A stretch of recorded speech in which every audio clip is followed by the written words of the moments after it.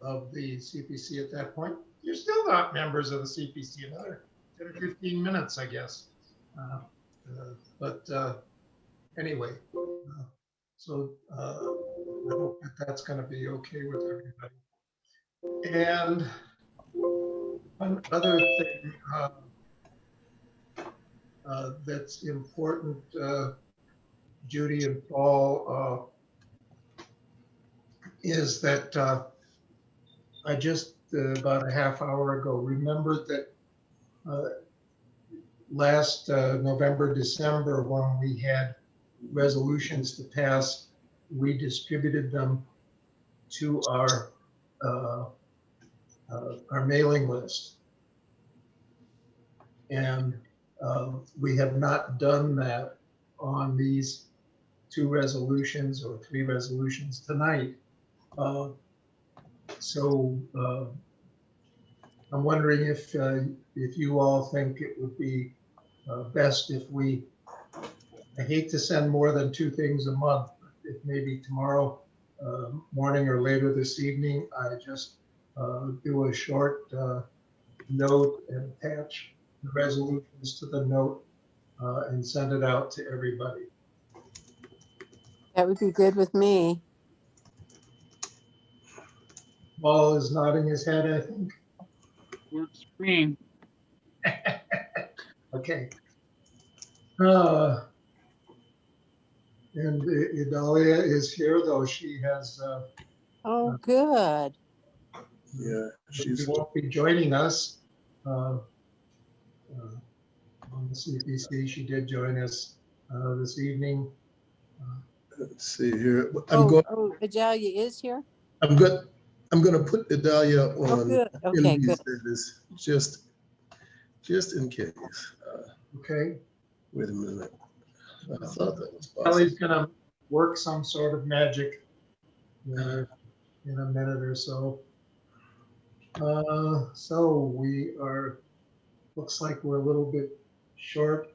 Amanda Collins, good to see your name up there.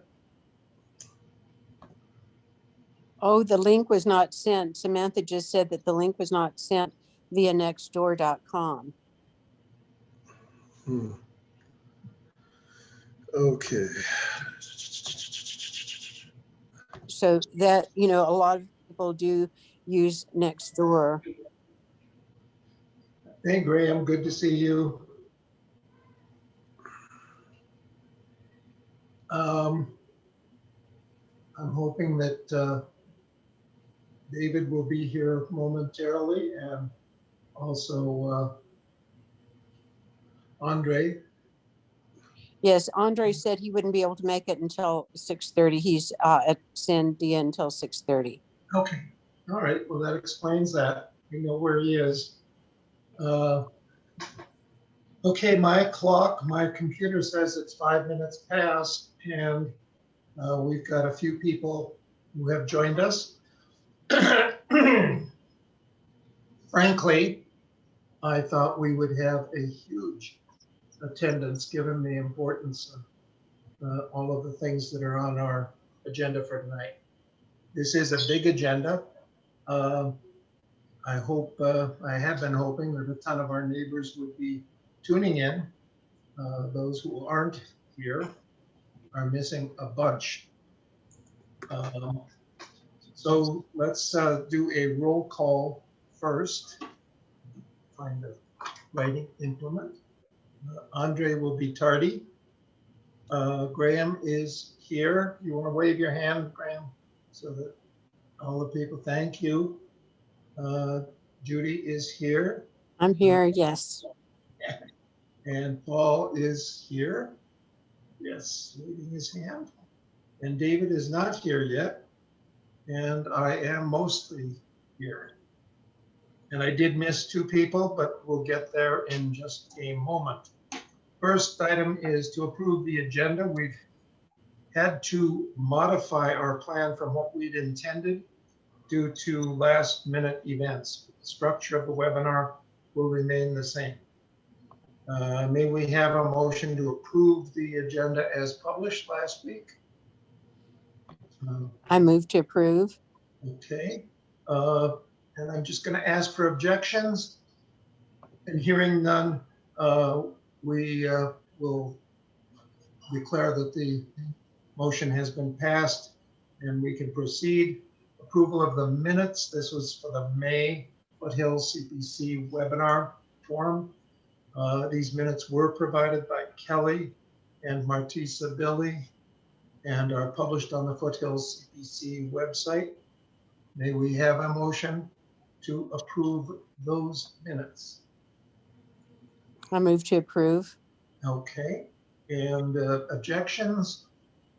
Hearing none, we will proceed.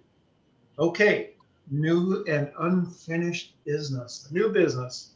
We have two new Foothills CPC panel members. Our Community Policing Council has received several applications for membership, and we've gotten to know 3 of the candidates. One of these had to withdraw at the last minute due to conflict, but this evening we are pleased to welcome 2 new members, they being Josephine Martinez. Wave your hand, please, Josephine. And Vance Cabela. Hi, Vance. Vance has a blue shirt. And we have a resolution, which I'm going to try to show on the screen. If my share screen function is working, which I have to remember every time how to make it work. Host has disabled it. Are you going to undisable me? One more time, Bob, I'm sorry. I need share screen. Okay. Click, click, zoom, click. Aha, thank you, thank you. Okay, so where am I? Okay, I want to go somewhere else.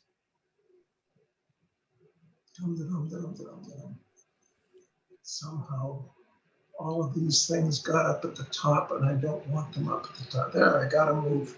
Yay! Okay, so here's the resolution adding 2 persons to the Foothills Community Policing Council. Whereas 2 individuals have membership of the Foothills CPC and have demonstrated their interest and ability to participate in the affairs and activities of the council. The members of the council have agreed to add these members to our community to our council with immediate effect. That's Josephine Martinez and Nance Cabela. May I have a motion that this resolution be approved? Yes, And thank you. And a second, please. Second. Okay, thank you. Got Paul and Judy at the same time. The motion having been moved and seconded, are there any dissensions? Hearing none, we will forward this resolution as approved unanimously. And welcome Josephine and welcome Vance to our CPC. welcome both of you. Yeah. Welcome. Thank you, guys. Thank you. Okay. So we did that, we did good. Now, next week or next month rather, we'll ask Vance and Josephine to provide a brief little self-introduction. That would be in our July webinar on the 12th. We didn't give them any advance notice, so it would be unfair to ask them to talk for a minute or 2 at this time. But if you can remember that we're going to put you on the spot next month, that would be great. We have 2 recommendations that our council and our special committees have prepared and which we will be sending to the city for action. One concerns street racing that has plagued our Foothills area for a long time. The very effective response of Commander Collins and his team have helped during most of the past month and a half. This is an issue that requires both action at the area level and citywide. Here's the recommendation. Let me pull it up here on the screen again. Share. I think that's the wrong one. Street racing. Ta-da-da-da. Okay, here's the street racing recommendation. I'm not going to read it word for word. I think everybody that lives in the Foothills area has heard the street racing, has seen the issues that are involved. The recommendations that we make are in two areas. One for the Foothills Area Command. Signage should be placed at the primary locations of street racing, just indicating that street racing is prohibited and violators will be prosecuted. That a CPC member should contact the Foothills Command staff if gatherings begin, so that officers can be dispatched immediately before the problems become too large to control. And when called to the scene, officers need to issue citations immediately to violators and warnings to onlookers. Depending upon the circumstances, of course, the officers will have to make those decisions. Officers will be briefed to patrol these areas for indications of large gatherings per historical need, mostly Sunday from 2 p.m. And onward, and that's at Manzano Park, and Saturday evenings in the Caracol Plaza, that's Tramway and Montgomery area. And then for citywide street racing, we recommend that at least 6 officers, and I've been told by somebody who really knows that it's going to take more than 6, but at least 6 officers be designated citywide for 2 to 3 weekend evening shifts, with parks and racing areas their sole focus. Officers so assigned would not take regular CADS, computer-assisted dispatch system calls for service. If problems develop in one area, the officer there can summon aid within 10 to 15 minutes. Cost to the APD would seem to be a very small percentage of wage hours. We have had positive results in recent weeks. The initiative failed a bit over the weekend of June 5th and 6th with a large and disruptive crowd in the Manzano Mesa Park and vicinity. For these reasons, the CPC strongly recommends a citywide approach to control. And I don't think it's an editorial comment, but I understand that from city sources that some elements of the APD have resisted participation or cooperation in these control areas or efforts. I don't think I want to say any more on that. With regard to this recommendation, do we have a motion? Bob, can you hear me? Yes. Are you able to increase the zoom on that as you go through those? I could do that. Thank you. There's just a request that came in. You mean your microscopic eyes are not? Is that a little better? I know. I appreciate it. Thank you. Yep. So anyway, that's the recommendation for citywide. I'll do it better next time. And in my next life, I'll be much better at this. So anyway, are we going to, do we have a recommendation or a resolution that we will forward this recommendation to the city? I move that we forward this recommendation to the city. Okay, and a second? Nobody wants to second it. Well, I'll second it myself. I'll shout louder. I second Okay, it. Graham seconded it. Are there any, is there any dissension on sending this forward? Hearing no dissension, the recommendation will be sent forward to the city as a recommendation. And I will drop that at this point. The other recommendation concerns the problems of crime and public drug use in the area of East Central Avenue, and I'll increase it in just a moment, Paul. The problems are manifold, and Judy Young has spearheaded the examination of some of the issues involved. I just want to comment that PhD dissertations could be written on the problems that Judy has touched upon here and has brought forward, and still would not have exhausted all of the issues. These are really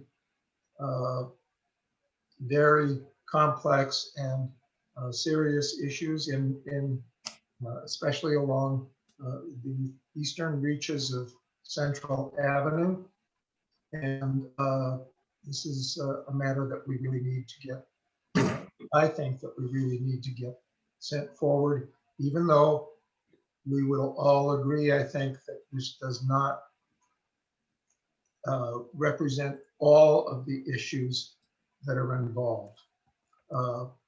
Just to highlight a few of the portions of this complex issue, as Judy wrote, crime statistics indicate there are upwards of 50 calls a week to this one concentrated area.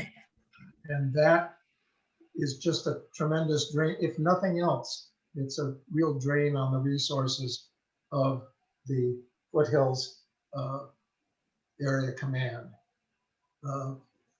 There have been a number of fatalities in that area, murders and bodies that are found. I think the most recent one was yesterday. And it's not just a problem for the individuals who are transient or who we might identify as some way as street people. It is a problem for everybody that uses this area or would like to use it. Businesses, residents, and motel residents have expressed concern about the danger involved. One of the key issues seems to be that the city provides vouchers for short-term emergency stay to a number of nonprofit agencies. And those are supposed to be distributed for emergency temporary housing. But we've been informed that there's very little or no oversight or monitoring. And these vouchers are not tracked or coordinated. And as a result, some people abuse the system, and we've gotten reports that some people are in these hotels for 1, 2, even 3 years without finding permanent places to live. And a motel room is not a place for permanent residence. It just isn't.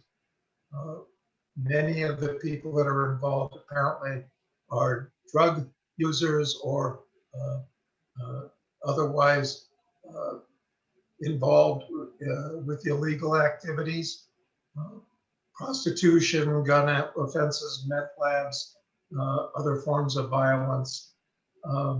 And the police are very limited in what they can do unless they actually are there when a violation is in process. So the recommendation is that vouchers to these hotels be suspended until they are properly regulated, that a safety plan be put in place that tracks each voucher, no matter who passes it out, that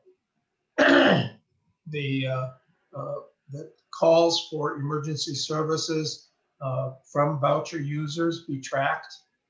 Voucher users who are disruptive or to the extent of needing police intervention,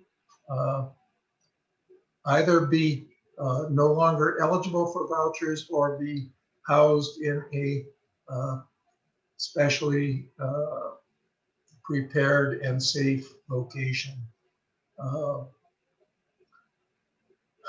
That the crime prevention protocol be developed and implemented to ensure enforcement of the law and regulations. That voucher recipients be vetted to ensure they meet safety criteria. That motels identified as nuisance properties be ineligible to receive vouchers. That motels that accept vouchers must notify the public with signage as to the fact that they are providing this sort of housing, and that motels that accept vouchers must be required to be certified in crime prevention. As a related item and very important item is the designation of nuisance properties.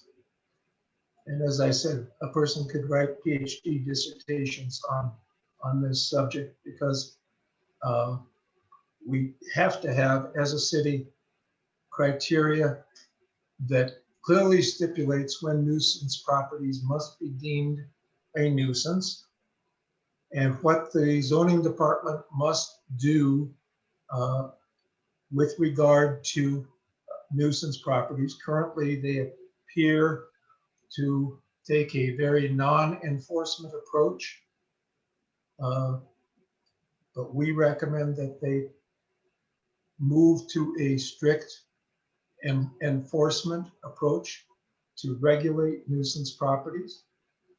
That nuisance properties have to involve the zoning department, and the zoning department needs to enforce regulations, including the raising of property if necessary. As Judy wrote, other cities have dedicated alert departments to follow zoning enforcement procedures. And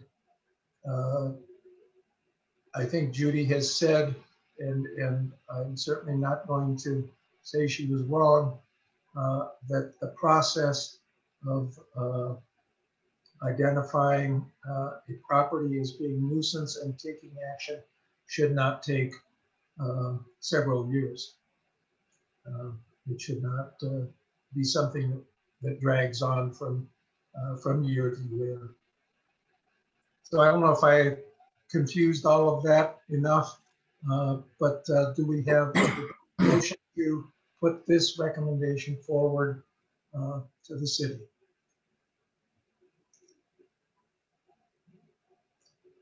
Anybody? I recommend it. Okay, Vance recommends that we move it forward. Is there a second? Second. Paul has seconded that. Is there any dissension on this recommendation? Okay, hearing none, this recommendation will also be put forward to the city. And again, we are, let's see, I'm pushing the wrong button. There we go. We're not trying to say that this is the complete answer to every problem on East Central Avenue. There's been a lot of heartburn, a lot of effort that's gone into trying to rehab East Central Avenue and make it a welcome to Albuquerque Place.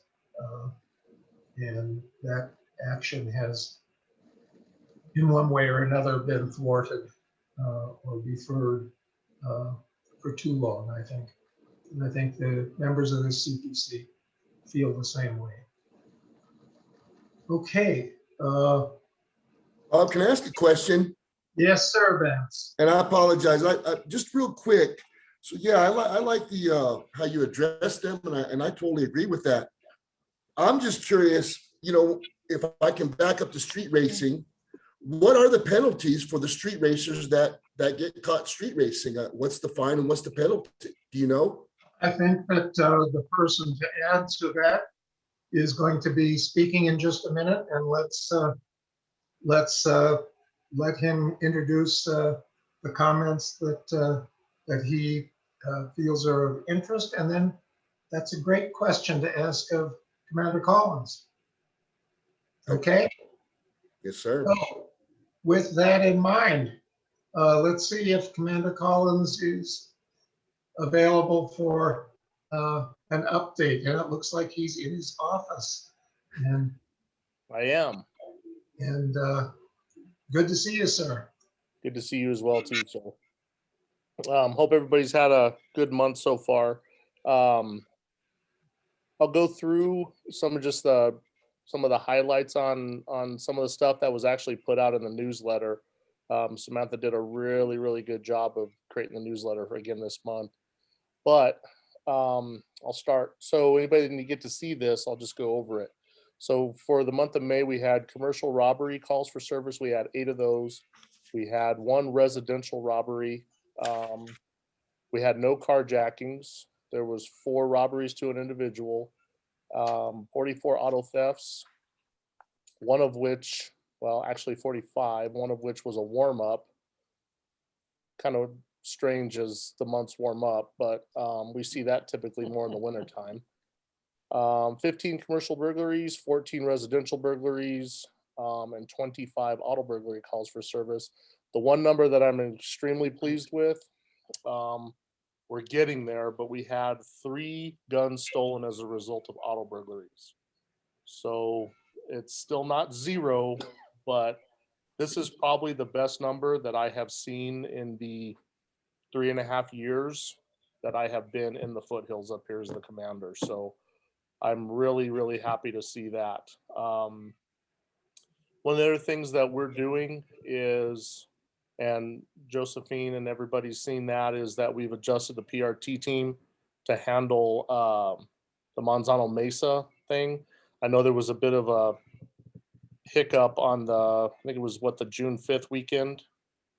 We had some folks out of town and some training scheduling. It was just kind of a mess for us too. But for the remainder of the month, on Sundays and Mondays, I found some overtime money to get more officers out there to deal with Manzano Mesa and the bike park up at Tramway and Central. The problem with the bike park is most of the folks that frequent that area know my PRT officers and they know their schedules. So we're going to try to get them on a different day to try to encourage them not to congregate in that park. Additionally, we're still going to continue the 2 o'clock and the 10 o'clock field briefings at Manzano Mesa. That way on Sunday nights. That way, hopefully that'll discourage that. And I know that Lieutenant Garrett has spoken with Parks and Rec, and there's been discussion about closing the gates at the Stephen Moody Park, or off of Stephen Moody, which will help further discourage some of the congregation over there. Sean will have to correct me on that. I'm not sure if that's a for sure thing or if that's still in discussion, but that's something that's being discussed. And then we are starting a business coalition in the Hotel Circle area, which I hope to model that at the East Central area and Tramway with the hotels and motels up there, because I really think that if we can get all of these businesses working together, working with us, maybe we'll have a similar result like we have with the Manzano Mesa drag racing thing, because our area command's working so well with the CPC on that I think we're yielding some good results. So we're looking forward to that going on. And now that COVID is kind of starting to go away, we can actually physically meet with some of the owners and discuss these issues and create this partnership. I do have a question though, Bob. Maybe somebody on the board could help me with this. Have we ever had Adapt come and speak at the CPC? Does anybody recall? I do not recall one, and memory being what it is. If I haven't. if I haven't heard them. if I don't remember it, probably I'm going to guess a lot of people wouldn't remember it if it had Okay. happened. Are you familiar with Adapt? I've had some connection, but I think we all need a little more information. Well, I don't want to speak to the specifics of what they do. That's probably best left for one of the representatives from Adapt, but it's an acronym and it stands for, and I have to look it up, sorry, because I can't remember. I'm cheating. It's the Abandoned and Dilapidated Abatement Property Team.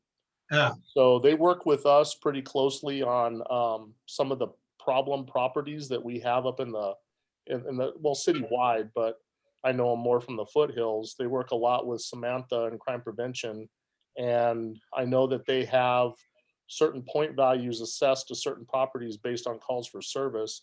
And one of their missions is focus on abandoned and dilapidated properties that have a pattern of serious criminal activity. So my suggestion is if we can get a hold of a representative, they might be a good candidate to speak at one of the future webinars, because I think that might lend to your second recommendation that you had about the code enforcement and the zoning language in there.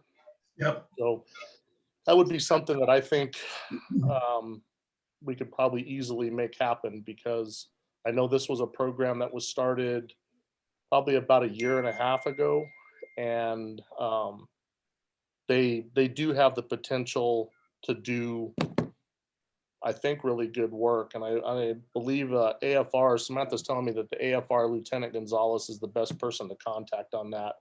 So we can talk offline and get his contact info, and maybe down the road. You know, I'm just thinking that the CPCs we recommend that CPC council members do ride-alongs with police, and of course we haven't been able to do that for 16 months. But I think this Adapt thing might be a perfect opportunity for a ride-along, go-along when they go out to look at properties. Yes. Periodically, to give us who are particularly interested in problem properties an opportunity to see firsthand and see what the responsible public people officials do and can do with these properties. So food for thought. I hope that the folks that are here will remind me of that. Yeah, well, let's talk about that offline, and we can coordinate the specifics on that and see how we can make that happen, because I think that might be something that would be beneficial both to the CPC and educational as well, to see what they do, like you said. So so we'll work on that. I think that would be a good thing. So to answer your question about the drag racing, I have to be honest with you. It's probably been about 15 years since I've actually written a ticket. But most of the time there's 3 traffic violations that I recall. And one is, well, there's careless driving, then there's reckless driving. Reckless driving is the more serious of the 2. And then there's exhibition of speed. I believe careless and reckless both can be a fine. I'm not sure what the fine schedule is at this point in time. I can look that up. A lot of times those end up in Metro Court, and those are heard before the judge.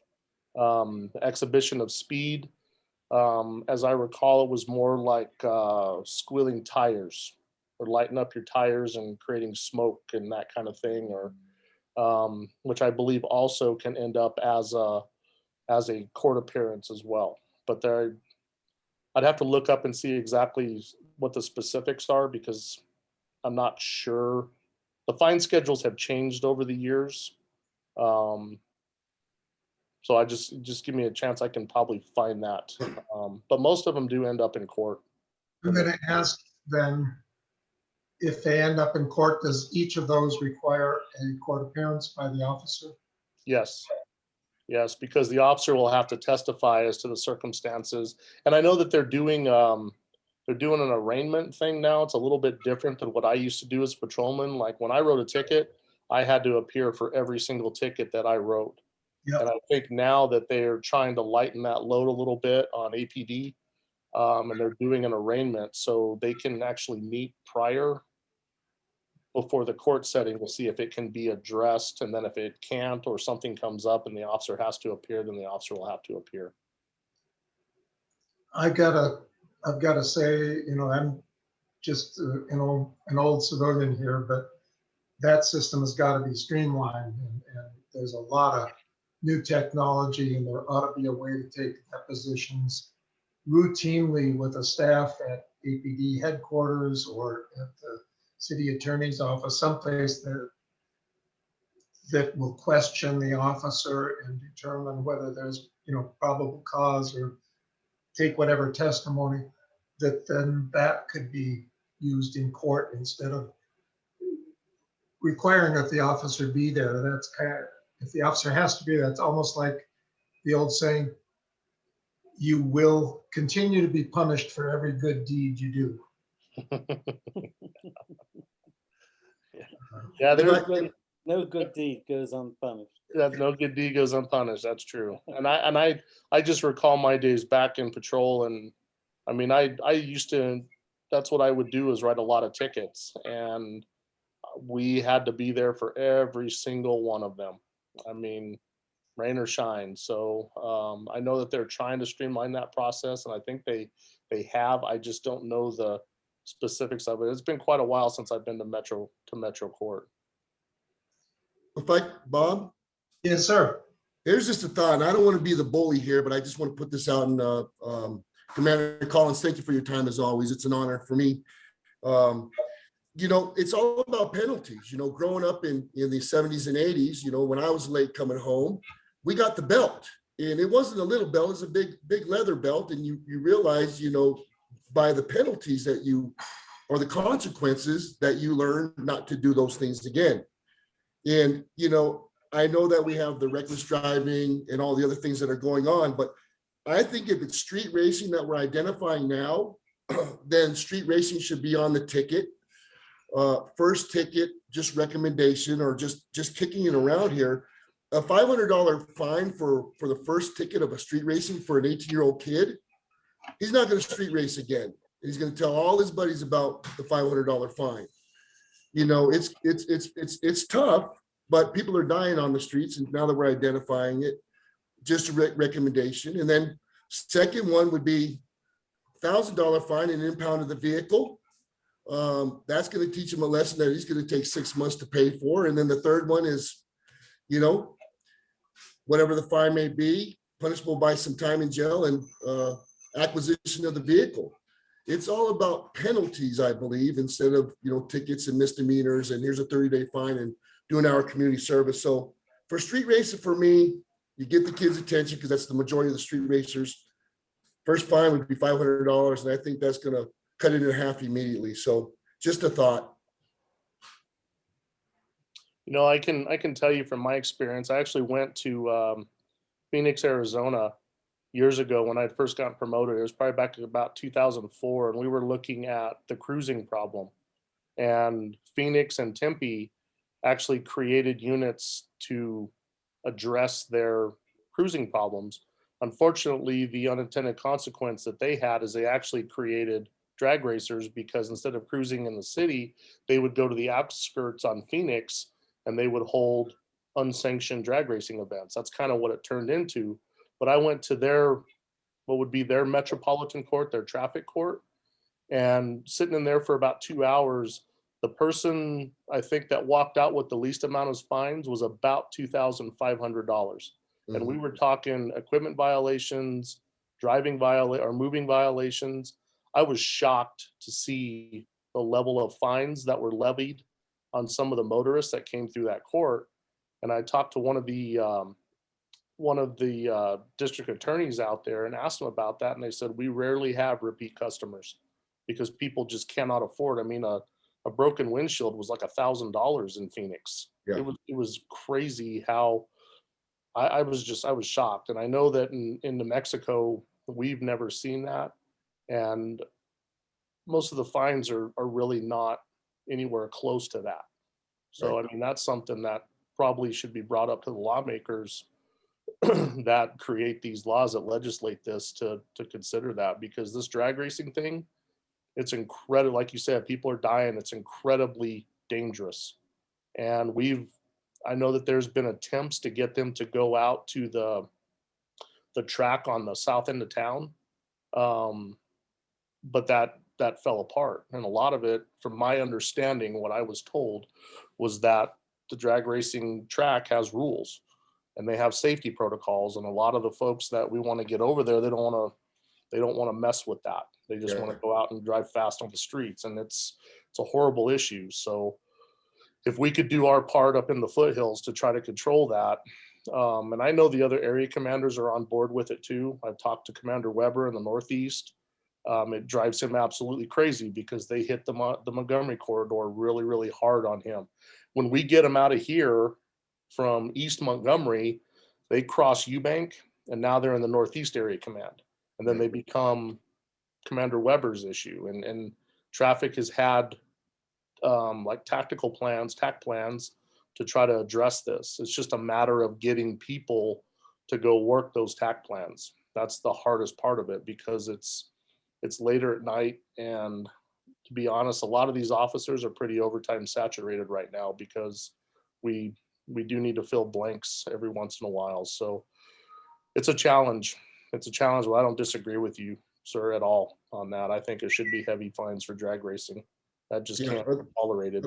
That's right. Otherwise, you guys are going to be putting 20 officers out, 30 officers out. It'll never slow down. It'll never stop. But you start penalizing people and with significant fines, especially these teenagers, $500, that's going to hurt them. And that'll give them second thoughts. I think we cut it down in half within the first 30 days, as soon as it gets on those streets out there. Just a thought, Bob. And we're also getting, I mean, it's strangely enough, it's not just teenagers.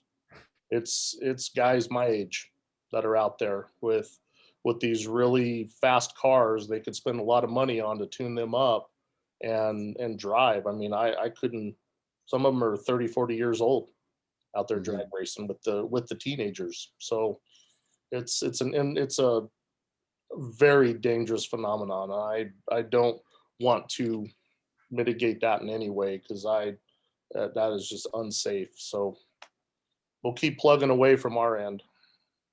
We'll do what we can on our end, and we'll look into legislation for you, Commander. Thank you, sir. Yeah, well, there's plenty of responsibility to go around.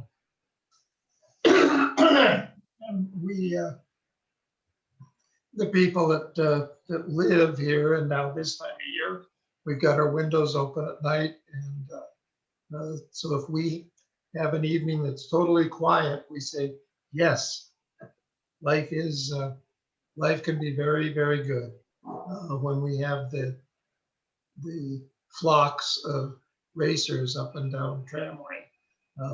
It doesn't seem quite so nice.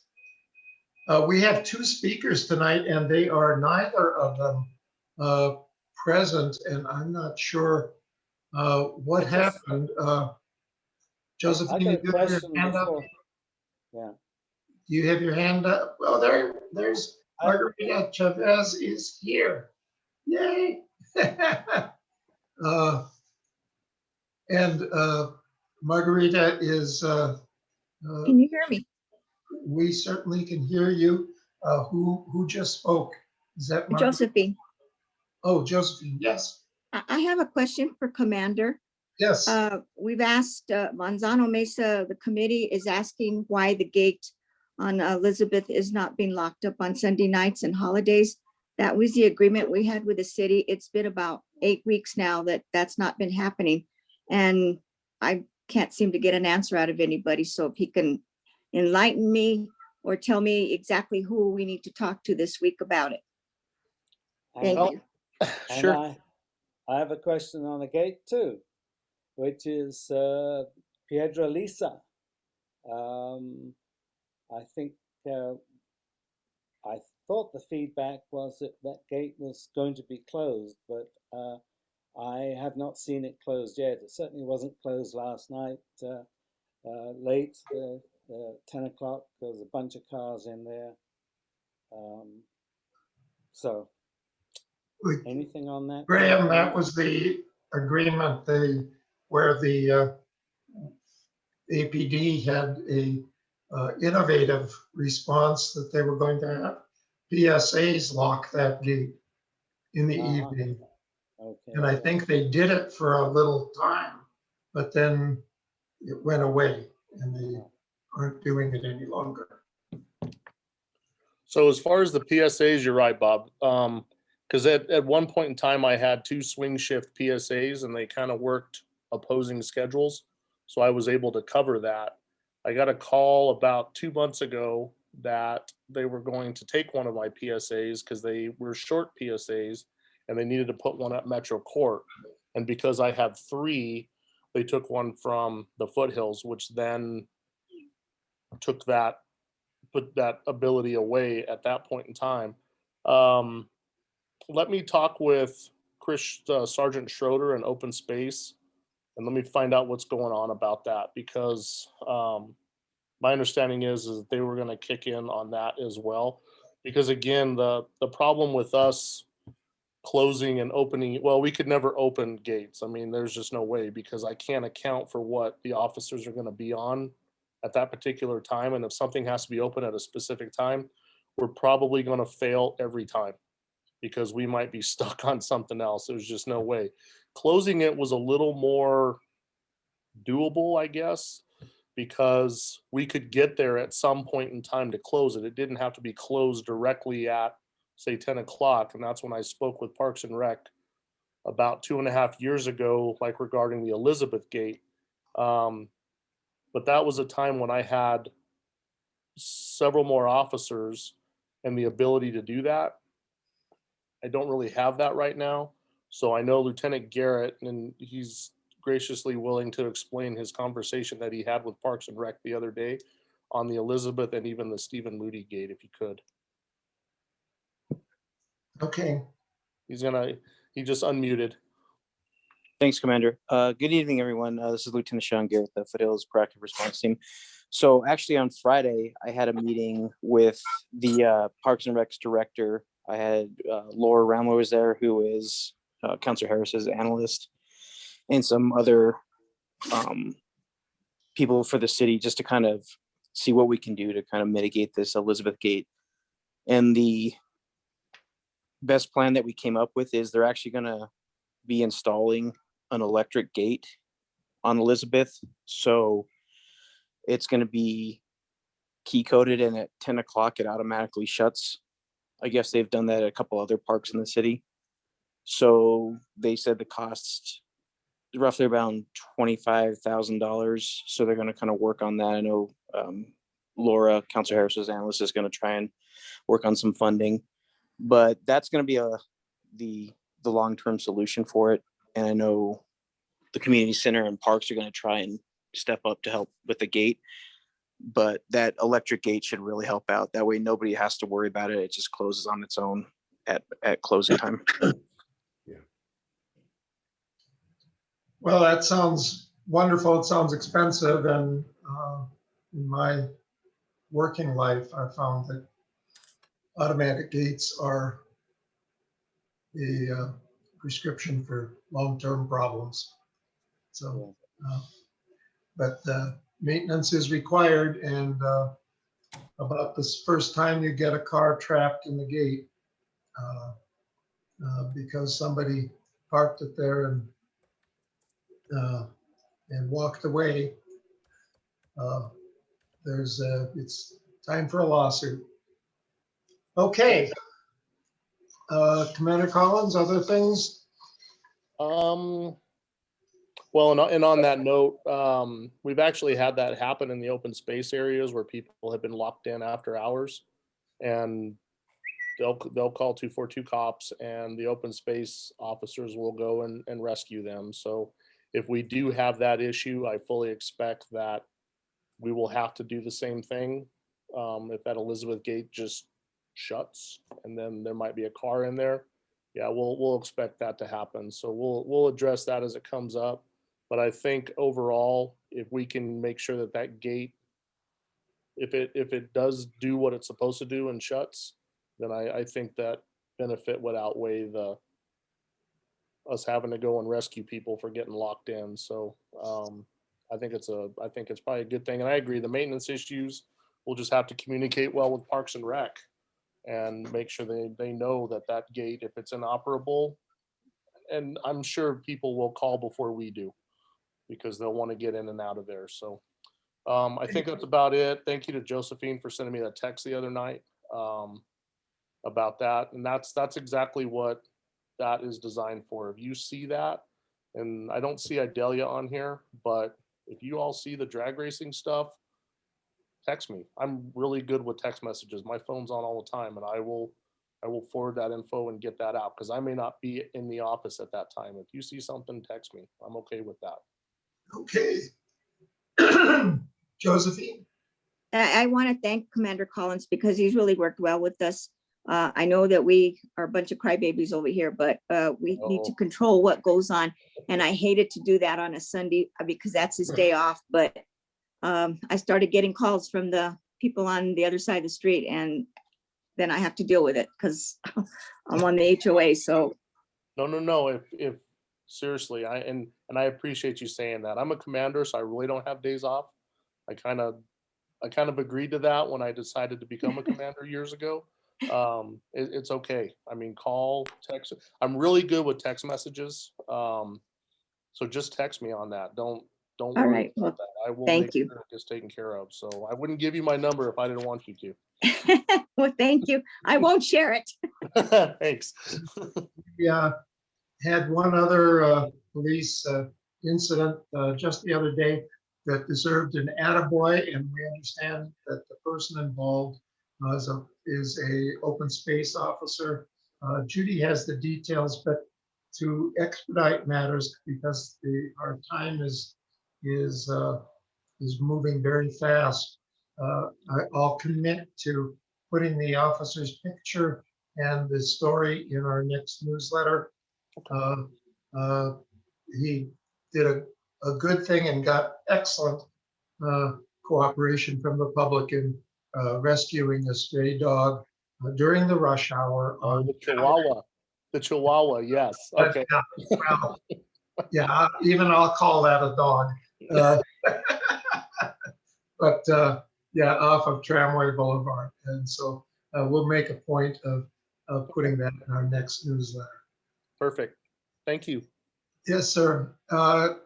If we can now, I would like to move us along to our special guest tonight. And we had planned to have Dr. Charlie Verploegh as our featured speaker, but an emergency intervened. And Charlie is the Assistant Director of the Department of Behavioral Health Services for Bernalillo County. And the actual director of the Department of Behavioral Health Services stepped forward and said that she would join us tonight, and she is here. She had another meeting. She's worked all day and evening, so I hope she has a little strength left to deal with us. Margarita Chavez Sanchez, if you would like the floor or would just take the floor, we are all ears. Sounds great. Thank you so much. Thank you for having me. As was mentioned, my name is Margarita Chavez Sanchez. I am the director of the Bernalillo County Department of Behavioral Health Services. And if you will just, I'll make a little side note now, just apologize in advance. I had a few hours to prepare for today's conversation and a couple of emails to just slowly understand the direction that you had requested for this conversation. So I put together a quick presentation because I think it's helpful to have some slides and some visuals. And I'm hoping to be able to fly through at a very high level a number of our programs that we're currently funding and managing through oversight. But I'm really hoping that at the end of that conversation, we can have more of a dialogue, a question and answer component. So let me, oh, am I able to share my screen? It says host has disabled screen sharing. Kelly will work that magic. Okay. And I'm going to mute myself. Okay, you're on. All right, can everybody see my screen? Make it bigger, but can everyone see it? Yes. All right. So many of us who have lived in Albuquerque for many years or lived in Bernalillo County for many years are familiar with a number of issues that the community has navigated along that behavioral health continuum. It was recognized in 2013 and early 2014. Can you all hear me? Is there a lot of background noise? No, you are very fine. We're hearing you perfectly. I feel like there's a little bit of a echo or something. Maybe I'm just hearing it on my end. Sorry about that. So in 2013, 2014, there was an extremely strong push for doing something different in the behavioral health space. And much of that happened due to the fact that there were a number of highly publicized, all the way on the national stage, interactions between law enforcement and the criminal, law enforcement and or the criminal justice system and our behavioral health population. We're all familiar with these cases. There's a couple of news kind of clippings on the screen there, but those incidents really gave an opportunity for the community to come together and do something different. And I really think for a lot of the different conversations and conferences and presentations that we have, I like to just kind of pose the fact that this gave us an opportunity to do something different. I think a lot of times we make changes in a reactionary way, but the reaction to isolated incidents gave us an opportunity to really work on systems change as opposed to knee-jerk reaction to one or two incidents. But nonetheless, the county commission, as opposed to just imposing a tax, the county commission went to the voters. They put a ballot question on the 2014 ballot, asking the voters if they would be willing to tax themselves a 1/8% gross receipts tax, of which would be dedicated specifically to behavioral health services and funding services along the continuum for children and adults that are not otherwise funded. So once that tax was passed and it began to be collected in 2015, it became really clear that we needed to develop a process for which those dollars would be plugged back into the community. And part of that meant us really focusing on truly meaningful community input. You all have heard and you all know that there are a number of venues for the community to have their voice heard. Some are county commissions or city council meetings, right? Public comment at either of those meetings. Some are community advocacy groups such as this one and others. But we felt like, as opposed to just allowing folks or encouraging folks to go voice their concerns at these commission meetings, we needed to build stakeholder groups who could literally help us tailor the spend, like take a red pen to our plans and tell us what the real issues were and how to address them through that community perspective. In that, we identified 4 major focus areas: crisis services, community supports, supportive housing, and prevention, intervention, and harm reduction. Each of those 4 areas were built up of a subcommittee of people with lived experience, so people who had mental health or substance-based needs, who had maybe difficulty navigating that system, or had negative interactions with law enforcement, or who have navigated the system successfully and can speak to their experiences.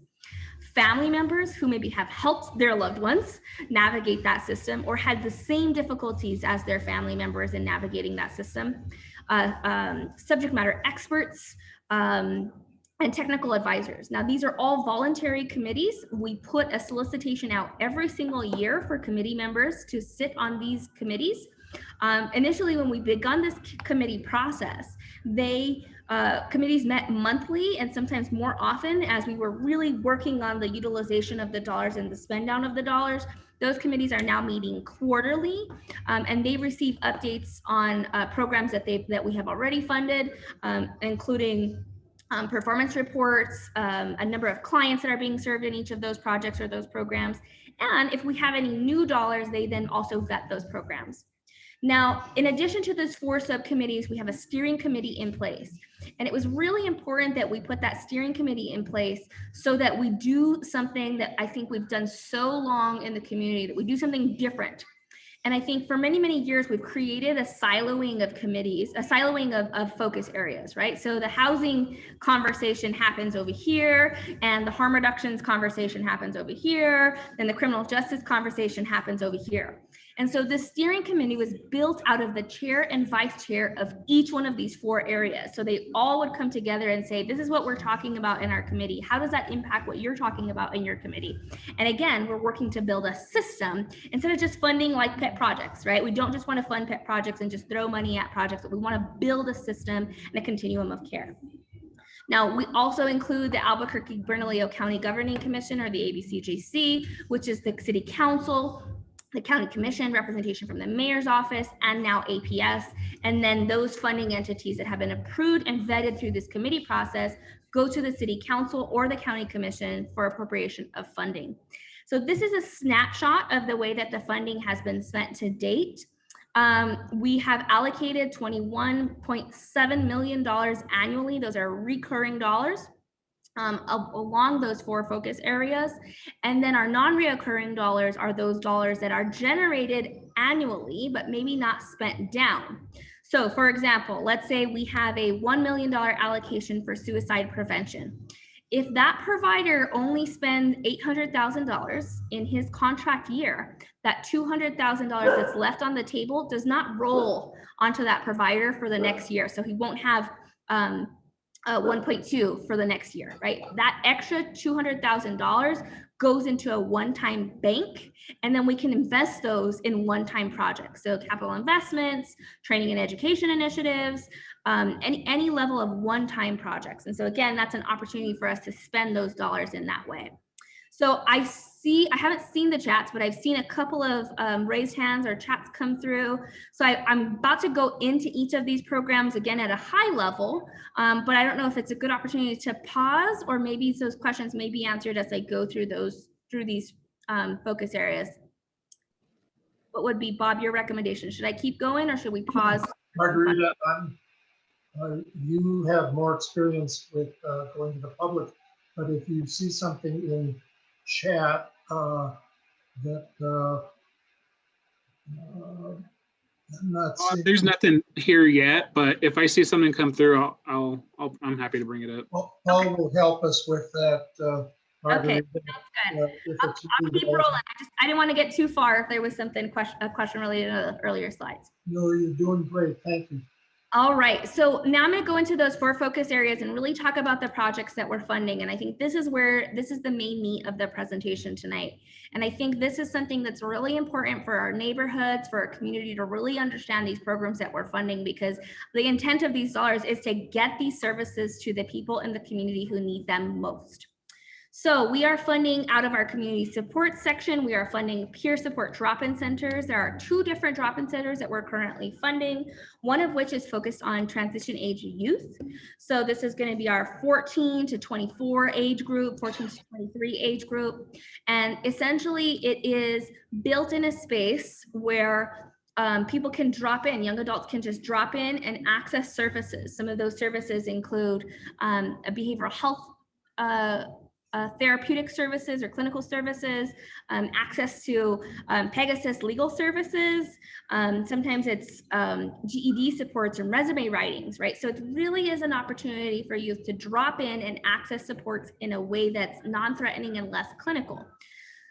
We also are funding an adult drop-in center.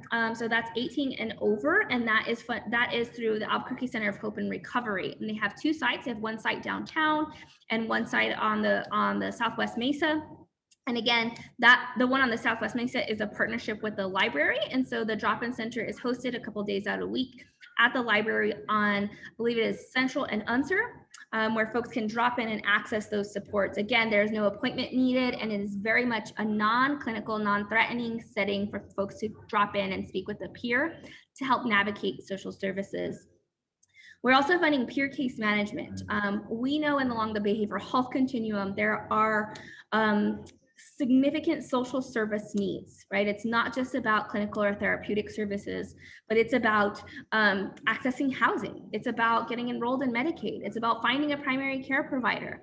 It's about addressing substance use disorders. It's about maybe family reunification. There are a number of social needs that the population we serve often identifies when they engage with the service providers. So we're currently funding peer case management, 2 providers of which are Centro Savila and Crossroads for Women. Folks can connect easily with the service through a number of venues. I will say on the front end, all of the connectivity to all of these providers is listed on our website. And then they have links to their specific programmings and contact persons. 2 components that are going to be coming out soon. Number 1 is that we are funding a peer support service for aging population. So this is going to be any population 65 and older. If COVID has taught us anything, it's taught us that a number of our seniors are unable to navigate systems, access supports when there is a small change in the systems dynamic. And so we really are looking at an investment in making sure that behavioral health supports and social service supports are available to our aging populations. We also are working on addressing the needs in a living room model. A living room model is very similar to the drop-in, but again, it's a peer-based, non-threatening environment for folks to access those community supports. All of these supports in this community continuum are critical in ensuring that we keep clients out of those crisis services. The goal of community supports is to prevent crisis, right? Reduce the incidence of crisis. So there's not a need to call 911. There's not a need to go to psych emergency or traditional emergency. There's an ability for folks to maintain their stability in the community and access those continued supports over time. Moving into our next area, we're currently funding a number of projects through our prevention, intervention, and harm reduction continuum, one of which is our Adverse Childhood Experiences program. This program is a $3 million investment. This was actually the first program that was funded out of the Behavioral Health Initiative. We currently have 8 providers. We're going to have a new round of providers now at the beginning of the fiscal year in July. And the intent of these adverse childhood experience dollars is to reduce adverse childhood experiences. You all may be familiar with what an adverse childhood experience is, but that could be domestic violence in the home, drug use or incarceration, exposure to violence, that any adverse experience that a young person could experience that would send them down a different trajectory or have a significant impact on their mental health. We want to reduce that impact as early as we can, true upstream prevention, in order to work with our youth and plug them into appropriate supports and stability, again, to reduce longer term effects like engagement with the criminal justice system, drug use, suicidality, undiagnosed behavioral health conditions. And so again, this adverse childhood experience program is working to reduce those adverse childhood experiences. We know here in New Mexico, our numbers, our rates for suicidality and suicide completion have increased over the last year particularly. We are continuing to see increases in suicidality in school-age children. We've made an investment in the amount of $1 million for suicide prevention. Our providers include Albuquerque Public Schools, and they're working on an intervention through a peer helper program, as well as Centro Savila that really focuses on services in the South Valley, Spanish-speaking clients, and First Nations that's actually in the International District. Both Centro Savila and First Nations are not only limited to those areas of town, but that's where their offices are currently housed. Again, really working to prevent suicide in the community. We have seen an uptake in these services, a significant uptake in these services since COVID. We've all experienced a traumatic year, above and beyond just a traumatic event, right? We've had a very traumatic year as a whole. And so making sure that folks have the coping skills and strategies and resources in order to mitigate that suicide risk and suicidality in our community. We also believe that training and education is vital. It's not just about saying, oh, we're gonna do this work, but we have to decrease stigma. We have to create awareness in the community. I can honestly say, you know, when I was growing up, I come from a very traditional Hispanic family. I was always taught that you don't really talk about it, right? You don't really talk about your mental health or being depressed. It's like always rub some dirt on it, feel better. And it just is a cultural nuance. When I began this work a few years ago, I thought back on kind of my upbringing, and I remember thinking, I feel like I remember my parents saying that my grandma had depression. And now as an adult that I think about it, she was completely reserved. She didn't speak to anyone. And I knew something was different because when I was a child going to her home, it was like, ¿Tienes hambre, mijita? Like, do you want to eat? Are you hungry? And it was like, I don't care how hungry you are. You're like, you had a tortilla in your hand in like 30 seconds, right?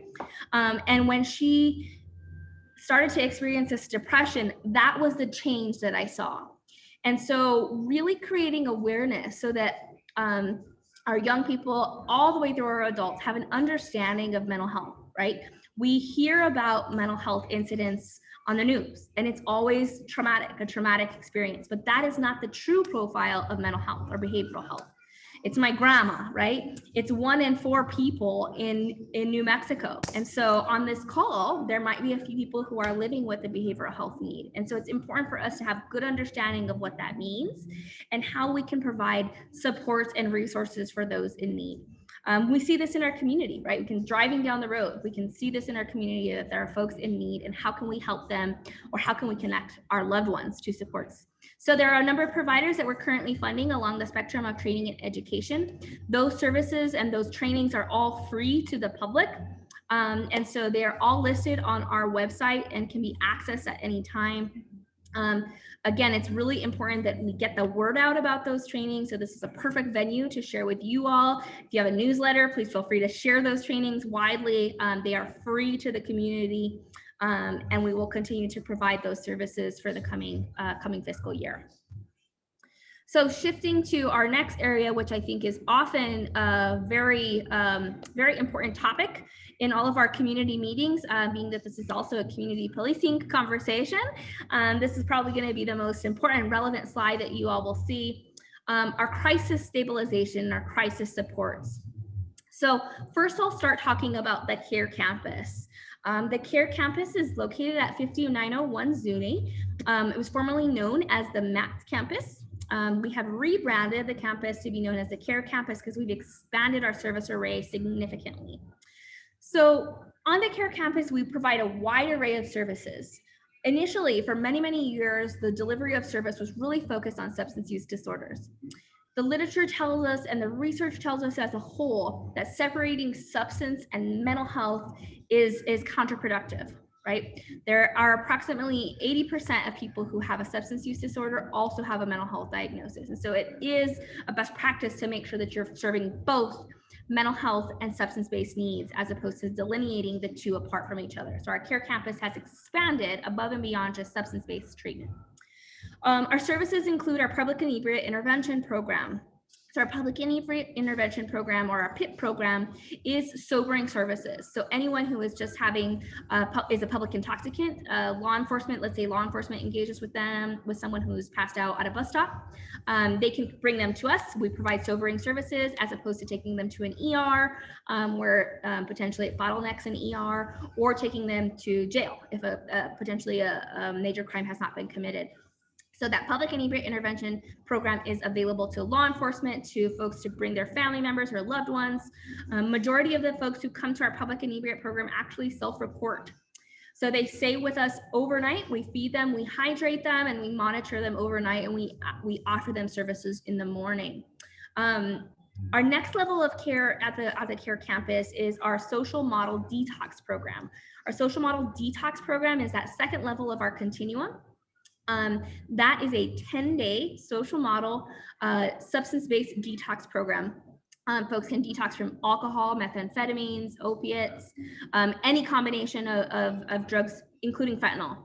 We have seen a significant increase about the last 3 months in the amount of fentanyl that's being used, and folks are reporting to us for fentanyl detox. We also do provide medication-assisted treatment on the CARE campus and are doing Suboxone induction and Suboxone for detox on the CARE campus.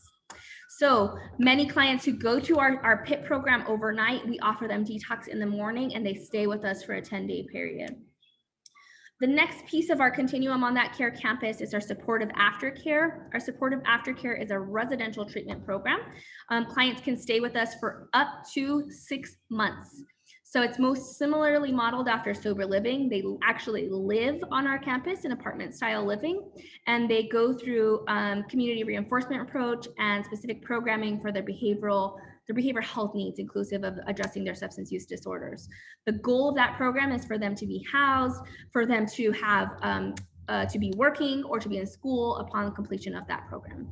Now, the next piece that's really critical and brand new, we're just over a year old, is our crisis stabilization unit. That crisis stabilization is for behavioral health clients potentially never having had touched a substance or to be completely sober.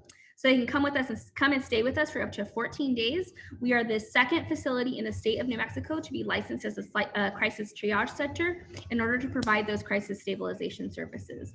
So on our campus, it is our intent to be almost a one-stop shop, that if someone is in need of behavioral health support, they can come to us and we can plug them in at any level of need. If their primary need is detox, we can get them detoxed.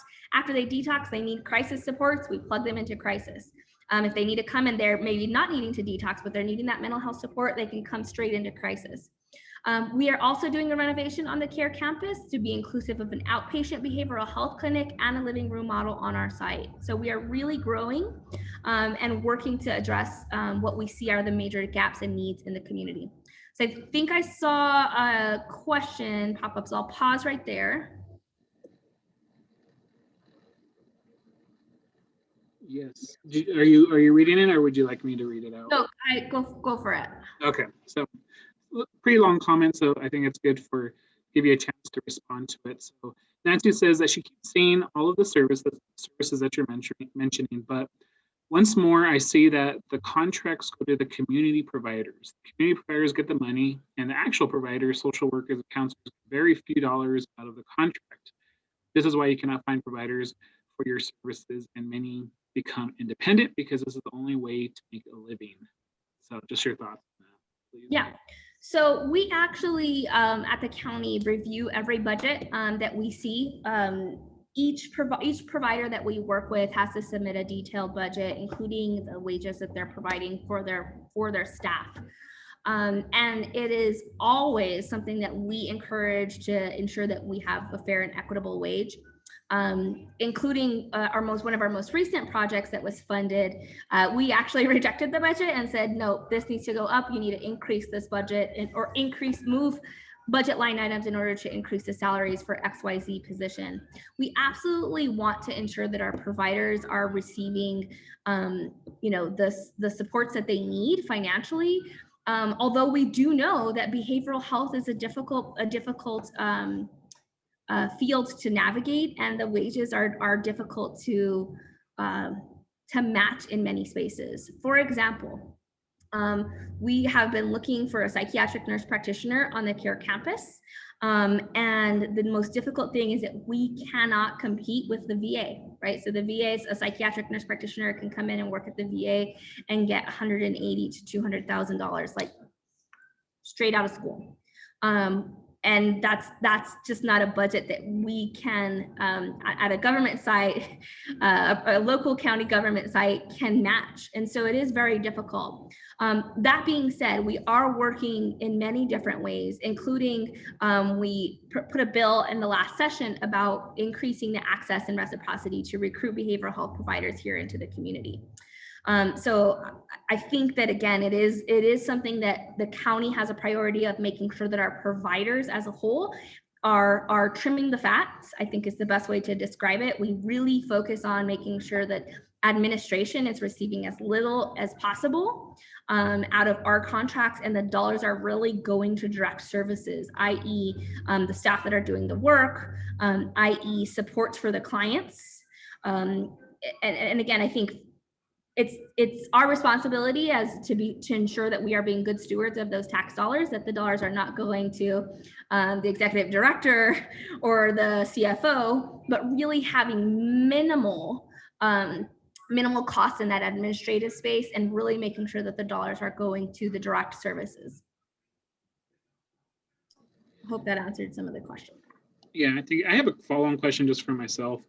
When you open these campuses and then just kind of just real estate in general, is there a targeted location, or are you guys just looking for, hey, we want to keep everything kind of close together, or are you trying to say we'll do some here in the Foothills area and then we might do some in the Northeast, just so we have a good spread across the city or the state? I'm just curious how you guys approach that.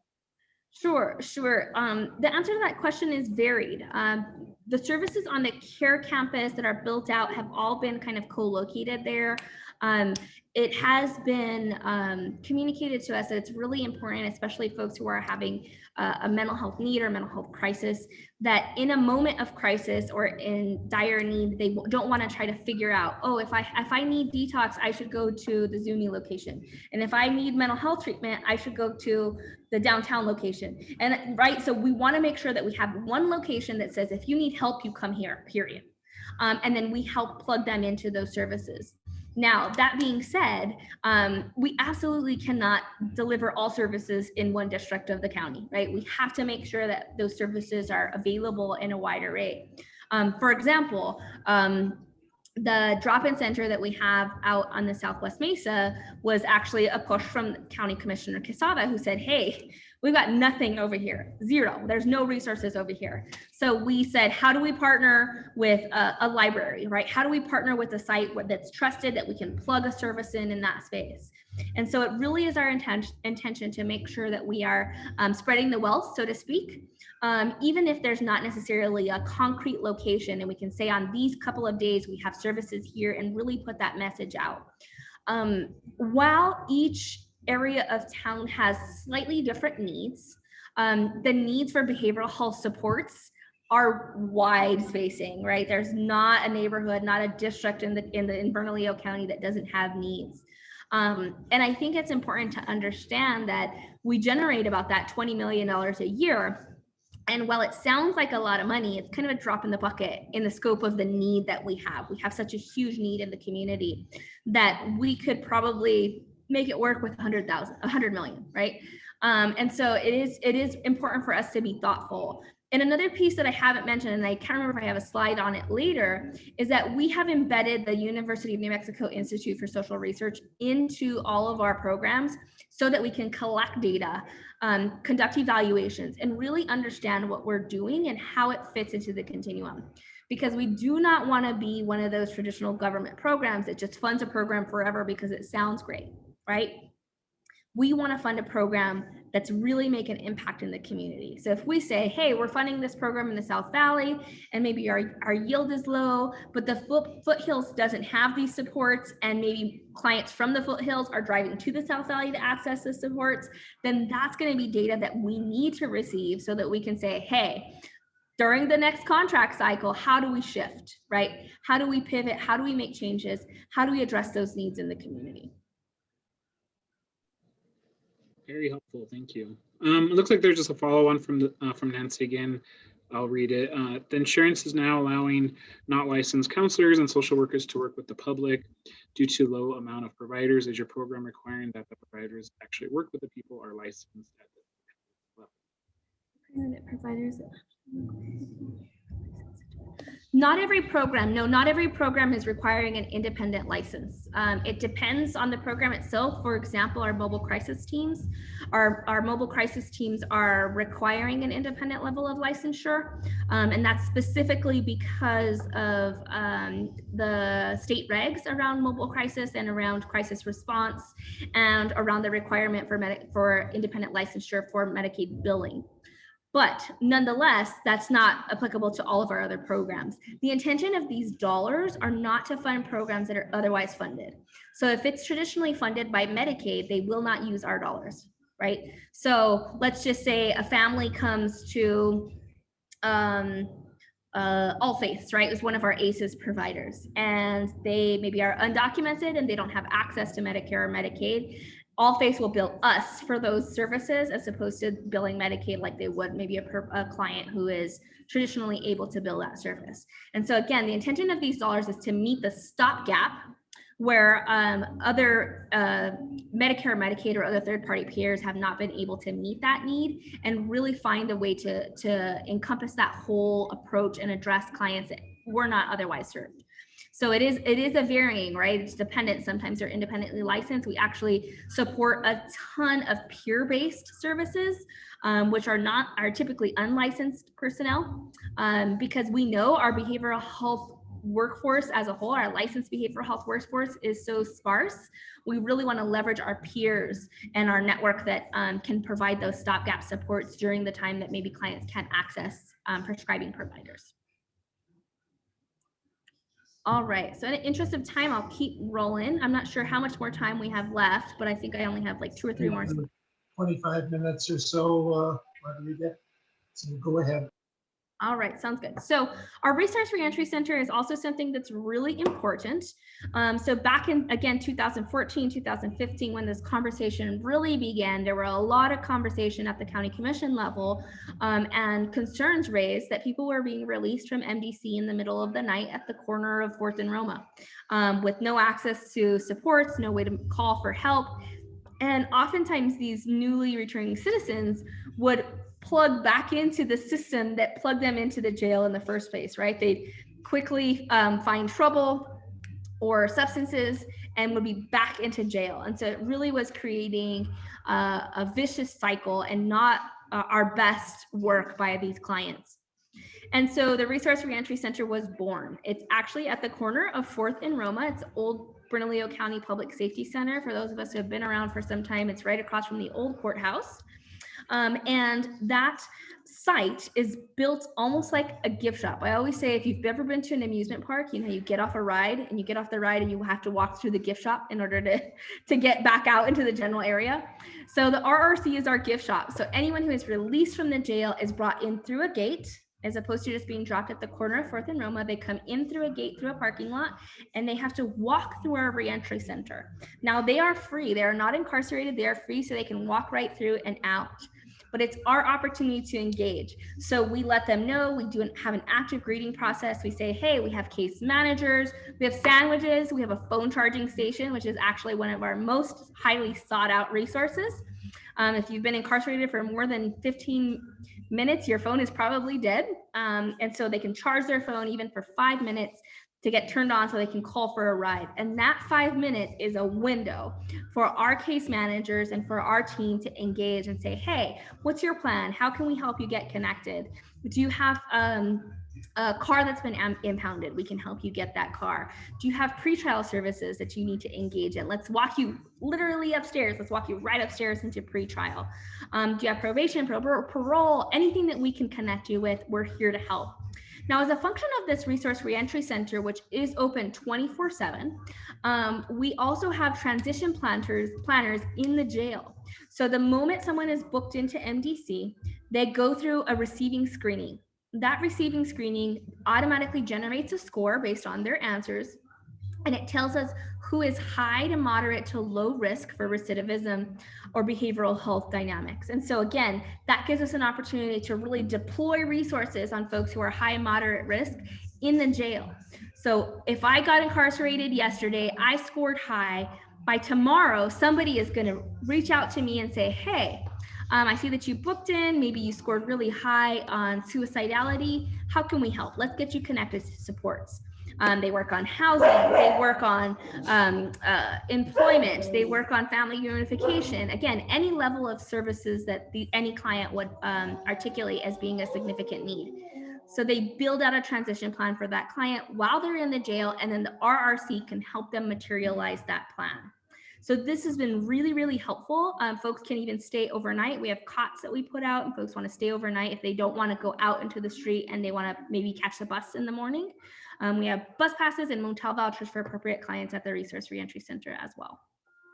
Our mobile crisis teams is a partnership with the city of Albuquerque. We actually have 4 mobile crisis teams, 4 APD mobile crisis teams. It pairs a master's level behavioral health clinician with an officer, and we have 2 BCSO teams, and brand new actually is launched on June 1st. We have 2 BCFD non-law enforcement teams or fire mobile crisis teams. We have heard from the community that law enforcement should not have to respond to every single behavioral health call. So this non-law enforcement fire mobile crisis team gives us an opportunity to still provide a first responder response out of the 911 system, but it's non-law enforcement. So these scenes have been deemed safe, and these fire teams can engage with clients in their home. The goal of the mobile crisis teams is not to divert people from emergency rooms or to divert them from jail.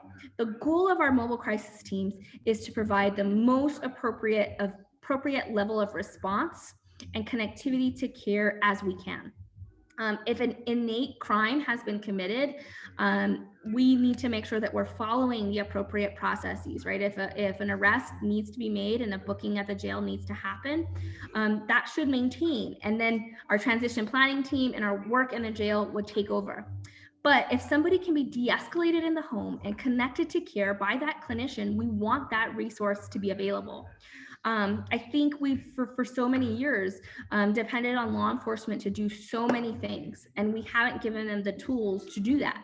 So adding this clinician as a resource to our law enforcement teams gives them that opportunity to have that resource. So the law enforcement officer makes sure the scene is safe, and then the clinician steps in, right? They de-escalate the scene, they connect, they work, they could conduct a behavioral health assessment, and they work with that client. If that client needs to go to psych emergency services, that clinician can also write a COV or certificate of evaluation, and that client can be transported and connected to that care. So again, it is providing an additional resource to law enforcement, an additional resource to fire now.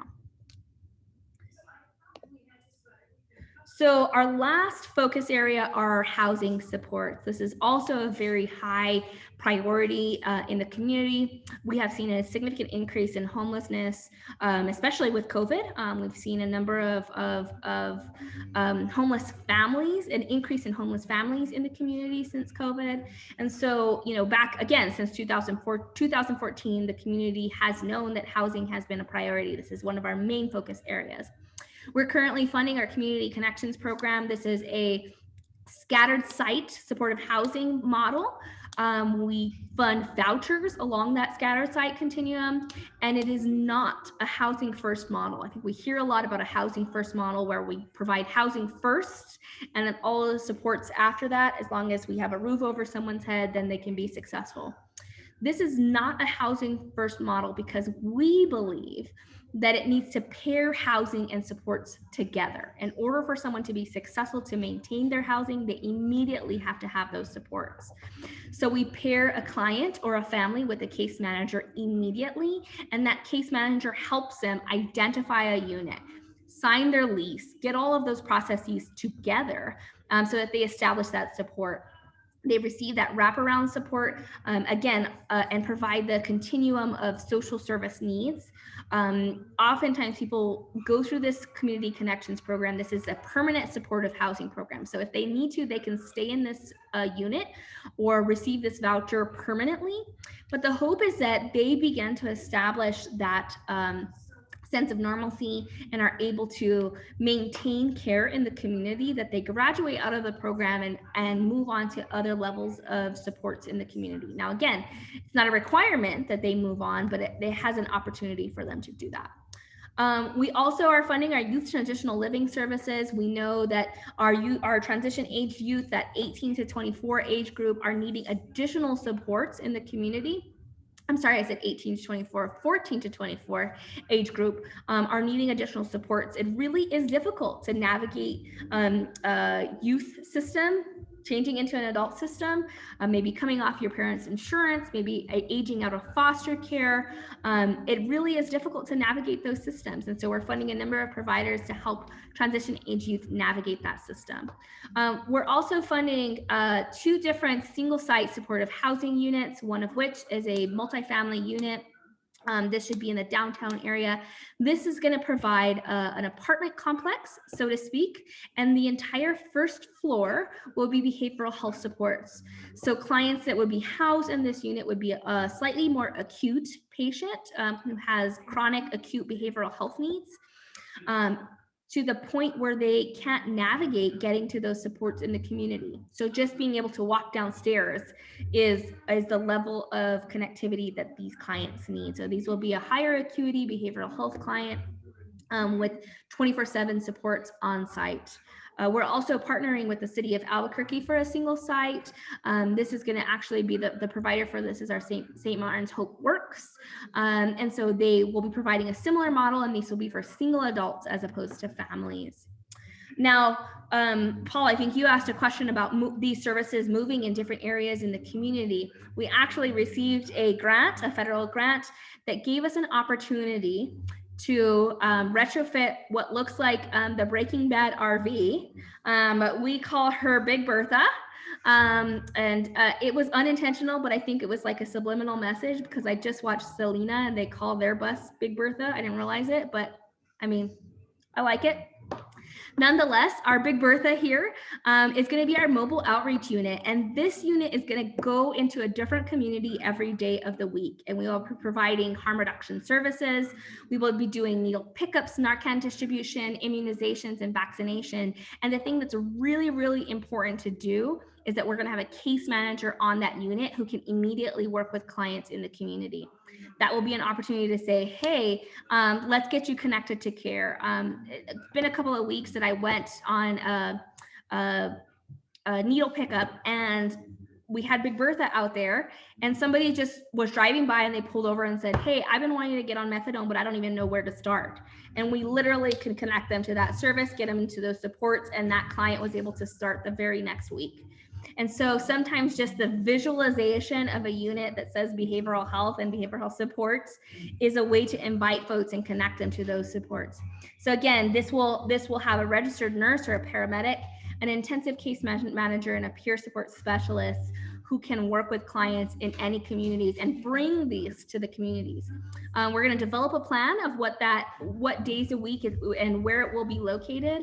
But really what we want to do is have that move, right? Have it move across the community. If we hear from neighborhoods or different organizations that say, hey, I'm seeing a large volume of homeless population that are needing supports, and we can deploy the unit there every Thursday. That's what we want to do, right? We want to bring the services to the community that needs them the most. So here is my contact information.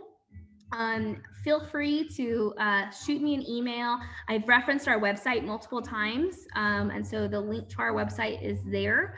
As everybody is navigating, we are navigating heavily the need to hire folks, right? We are short staffed like every other restaurant and business here locally, but we are doing some hiring fairs. Lots of good information, all listed on the website as well as on our social media sites. So with that, I will stop sharing and just kind of kick it back to you, Bob. Thank you, Margarita. I'm going to jump in and take priority here and just comment that this is very exciting and that we have, it's something we've generated of ourselves by voting for this 1/8% tax imposition.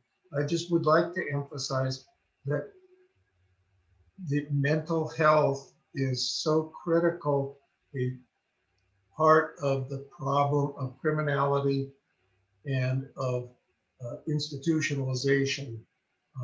at our county jail especially, but also it affects every other institution, public institution. That's just terribly important. And all of our police officials say that drugs are central to most all of the murders and violent crime here in the city. So your work is just incredibly important. Thank you. Thank you for that. And I think it's important to know that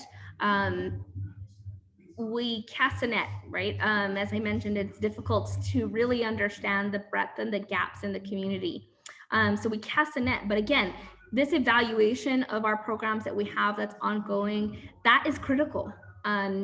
It's never our intention, and I think I say this in full transparency, I think it's not uncommon to just kind of fund programs into eternity because they sound great. And I think, you know, as a director of the program and to model my predecessor, it really is our responsibility to be good stewards of these tax dollars because the voters agreed to them, right? And so that means we can't just fund programs because they sound great.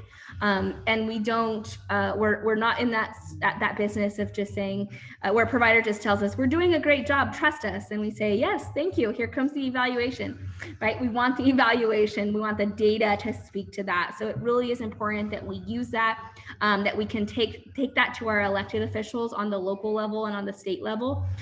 It's almost on a weekly basis that we have a conversation with one of our partners across the state who wants to replicate what we're doing. I was on a call this afternoon with McKinley County, and they're wanting to follow our model for a couple of our programs. And so again, it is something that we're navigating here in Bernalillo County, and we're almost the guinea pigs, right? We and my team, myself and my team, get to run our heads up against the wall, and then we figure out the path, and then we share that path with everyone else. And so, you know, we're happy to do that, and we know that the need is great. My husband actually suffers from PTSD. He is currently in the Army National Guard, and he did a couple of tours in Afghanistan and Iraq. And so I personally know the struggles of navigating the behavioral health system. And if I, who lives and breathes this, has difficulty navigating the system, then it's a difficult system to navigate. So it is our responsibility to make improvements, constantly be making improvements, shifting where we need to, and really work to meet that need in the community.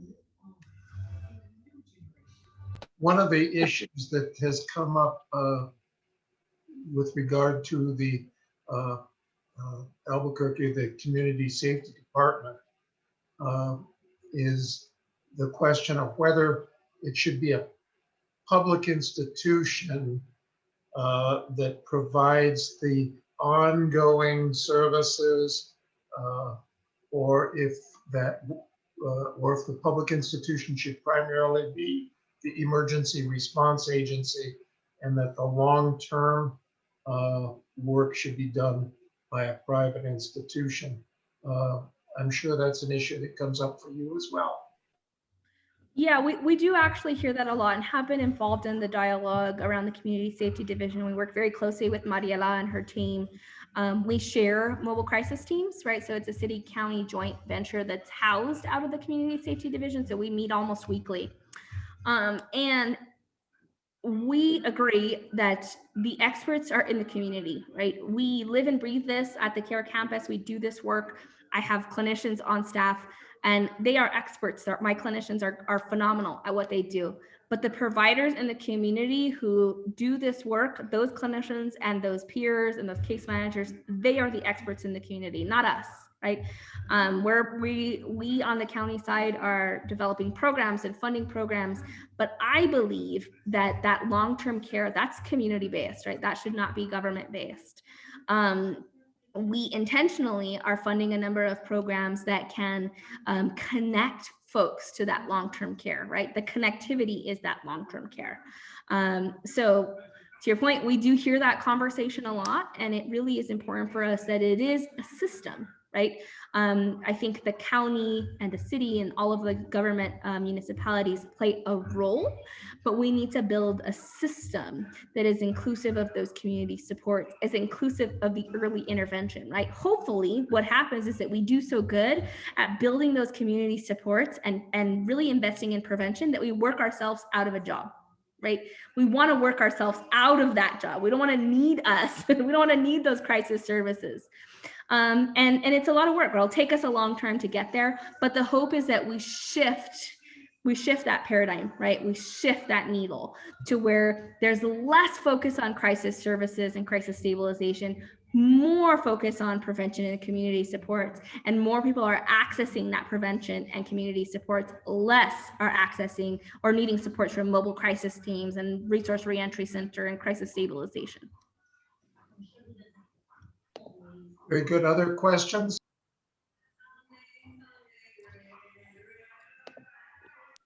I'm reminded that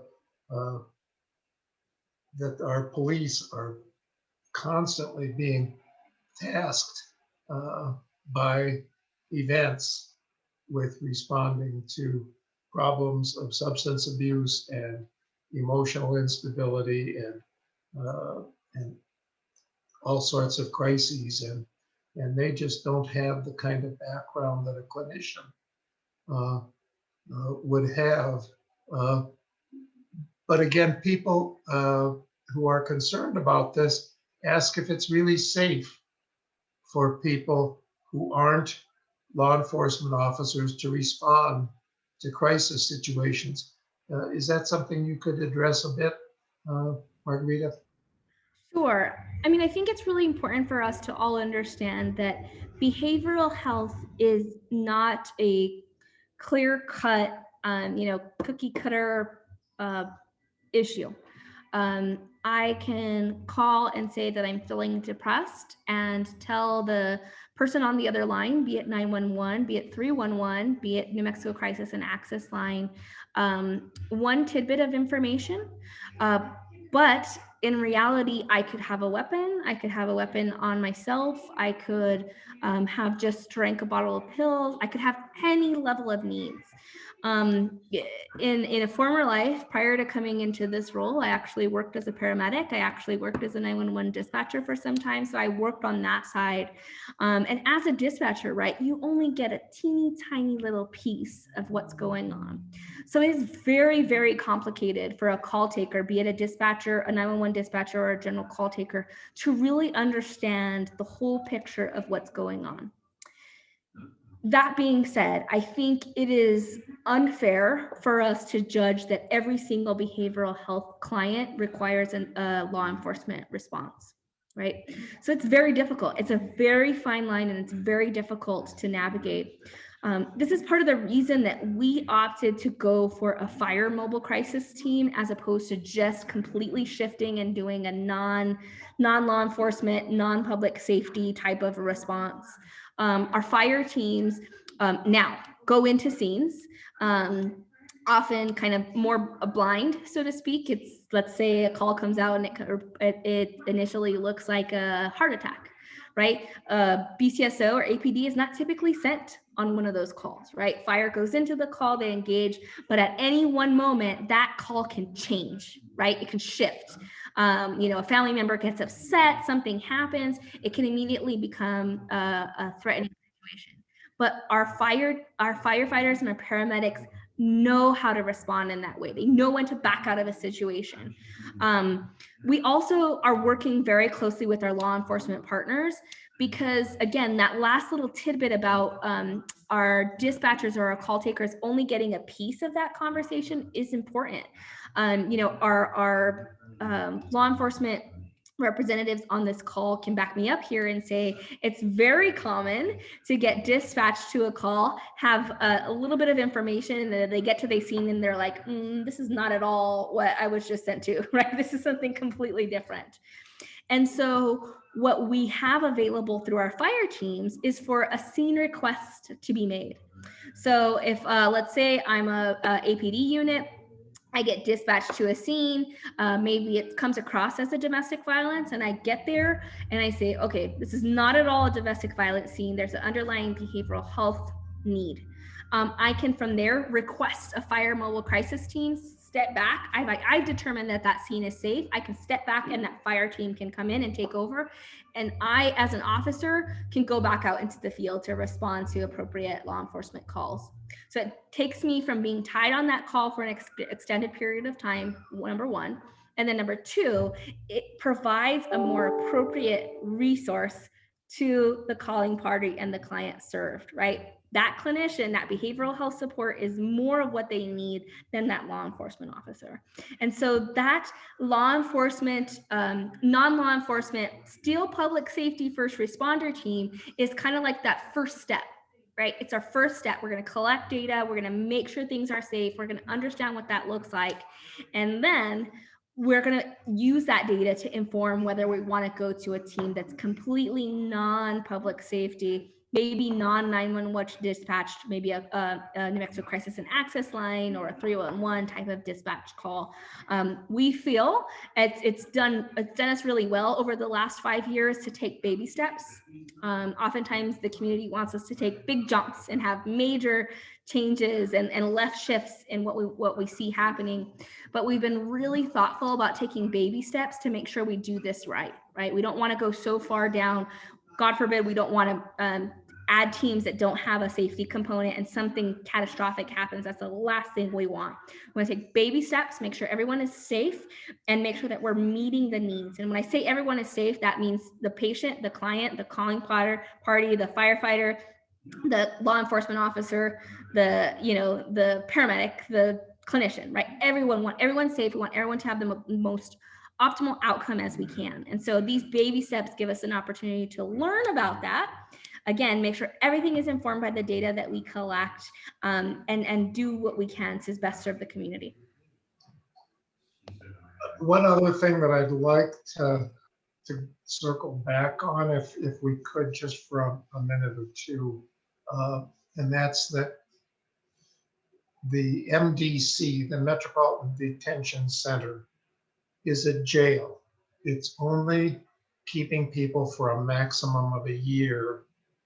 And everybody that's there is going to return to the community one way or another.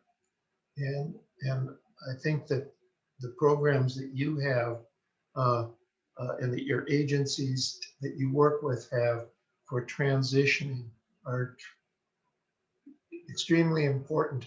Can you just comment one more time on the types of services that are needed and that are being provided now for, I think going home is one of them, but there are others. Sure. So as was on one of my slides, and I'm happy to share my slide deck if the group thinks that that's helpful. I don't know if that's a good That would be perfect. Thank you. Hear that. Again, forgive the typos because I put it together very quickly, but I'm happy to share that of the content and the information with you all. The Resource Reentry Center and the Transition Planning Program is one piece that's really, really critical. And something that I neglected to mention, and just since again, my putting this together is one program that we're currently funding that's not listed is our Law Enforcement Assisted Diversion Program, or our LEAD program. So that's on the front end, right? So that's diverting people away from the criminal justice system. So if officers engage with somebody who has maybe committed a lower level property crime or lower level possession crime, they can get plugged into services as opposed to being booked and just having kind of this revolving cycle. They can come to us on the care campus to get connected to that care. So maybe what I'll do too, Bob, is I'll send you some information specifically on that program, and one other one that I think I missed, just as a kind of a side note. If anyone's interested, they can look over that information. But our Resource Reentry Center, again, every single person who leaves MDC who is not picked up at the jail, it's about 1% of inmates are picked up at the jail from their family members. Everyone else comes downtown in that van. They go to the parking lot, they come through our gift shop, and in that gift shop, we connect them to care, right? Again, sometimes it's very minimal, but I tell you, it's very common for people to recidivate a couple times through MDC. And by the second time they come to us, they're receptive to connecting to that service. By that second time, they say, you know what, I thought I was gonna stay with my cousin, but he didn't let me stay there. And so we got in a fight and I got arrested again, right? So now they want to talk to the case manager to figure out a housing support for them. And so that is really, really critical, right? Sometimes people don't have that support and it's a non-threatening way. We found that in the jail, people are not always receptive to working with folks because they don't want to be perceived that they're going to meet with someone and, you know, maybe talk about a case or perceive that they're, weak or have any type of stigma associated with that. So that RRC, the Reentry Center, is a safety net. We want to catch these newly released citizens as they're coming into the community, have a soft landing spot, and help them integrate back into the community. Our case managers do also follow up. So if they create a plan, they say, hey, we got you housing here or here, or we have you an appointment here or here. They follow up, they make phone calls and connect to make sure folks connect to those services, or if their needs have changed, they can support them in that way as well. We're also providing some support around vaccinations. This actually happened prior to COVID. We were helping with supports for flu vaccinations, hepatitis screenings. Again, it is our priority. I didn't mention this, but it is our priority to really focus on social determinants of health and public health needs. That's actually my background. I mentioned I did emergency medicine work as a dispatcher and a paramedic, but my master's is in public health and my focus is on community health education. And so I always kind of put my own little 2 cents on things and say, hey, what are we thinking on the public health here? What are we thinking on this public health side? How are we addressing social determinants of health? We cannot just look at behavioral or mental health needs without looking at the social determinants of health, really looking at that full continuum of care for the clients and their families and helping them to be successful in the long run. So again, I think those programs from MDC into the community are vital. We know over the last decade, the volume in the jail of clients or the census in MDC has decreased, but the volume of behavioral health clients has actually increased. So that means we need to do more work, right? So we've launched these programs. We're really working to connect clients to care in that behavioral health space. So Margarita, quick question. I'm trying to visualize the mobile behavioral health bus or Big Bertha. So we're talking about Central and Tramway earlier today. And so there's a lot of activity there that we're concerned with in this area. So if the bus drives up, do you have a lot of individuals that just go straight to it and get the health, or are you kind of just like getting people to come and come visit you? I'm just kind of understanding what that looks like. It's a blend. It's a blend. So we always want to be, it's a voluntary service. We want to be welcome and inviting. So typically what happens is Bertha goes out, we give it a little bit of time. Sometimes people approach us right away. Sometimes initially it's also like a fear, right? They think like, oh no, they're going to come, especially we've done this in encampments areas, right? Where people kind of scatter right away. And then our team goes out and just kind of walks in the area and says, hey, how's it going? Do you want a sandwich? How can we help? Right. And again, I said that earlier about the RRC, like we waive our sandwiches, right? It's like anything, right? If they tell you there's going to be food at the meeting, more people will show up. So, having a meal for folks really makes a difference. And so we really want to make a welcoming environment for people to access those services. Similarly, how I said to the RRC, sometimes it takes a second or third visit for folks to feel trusted, feel like something is available to them. They don't feel threatened by that situation. And it is our responsibility along that harm reduction continuum to meet the clients where they are, right? If today they don't want to talk about anything and they just want to have that sandwich, we want to give them that sandwich, right? Because next time they'll come and ask for that sandwich and we're going to say, hey, what do you think about X, Y, and Z, right? And we slowly begin to establish that trust. It is the same face that they'll see, right? It'll be the same staff on that unit. So they'll see the same face, begin to trust that unit. and really eventually get to the place where they're comfortable accessing that care and those supports. Thank you. Bob, Yes, Vance. Margarita, that is, you've given me great hope. Your program is spectacular and you are an amazing young lady. Thank you for what you're doing, man. I am completely impressed. This is the best CPC meeting I've attended. I'm fresh and new, but you are brilliant, and I'm joyful right now. I was wondering, to spin off what Paul said, is can we implement the Big Bertha into the tramway in Central Corridor? I've been living here 50 years, besides a military career.